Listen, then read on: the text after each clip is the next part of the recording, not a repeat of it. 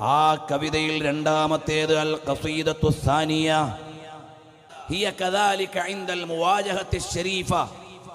അത് നബി സല്ലല്ലാഹു അലൈഹി വസല്ലം നിങ്ങൾക്ക് സലാം പറയുന്നിടത്ത് തന്നെ ഉണ്ട്. വഹിയൽ ഖസീദത്തുൽ ലത്തി കതബഹൽ ഇമാം അബ്ദുല്ലാഹിൽ ഹദ്ദാദ് അൽ ഹദറമി അശ്ശാഫിഈ.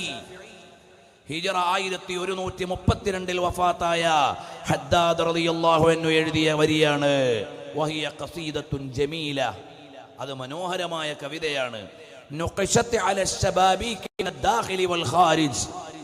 നബി സല്ലല്ലാഹു അലൈഹി വസല്ലം തങ്ങൾ വിശ്രമിക്കുന്ന ഹുജറത്തു ശരീഫയുടെ ജനാലകളിൽ, അഴികളിൽ, അകത്തും പുറത്തുമെല്ലാം അത് എഴുതി വെച്ചിട്ടുണ്ട്. ആ കവിതയിലേക്ക് നമ്മളൊന്ന് പോയാൽ ആ കവിത എങ്ങനെ കാണാൻ പറ്റും മോനെ? സലാം പറഞ്ഞിറങ്ങുമ്പോൾ മേലുള്ള ഭാഗം നബിയുൻ അളീമുൻ ഖുലുഖുൽ ഖുലുഖുല്ലദീ എന്ന് കാണുന്ന വരി, ആ വരി നമ്മൾ പഠിച്ചു നോക്കിയാൽ മഹാനായ അബ്ദുല്ലാഹി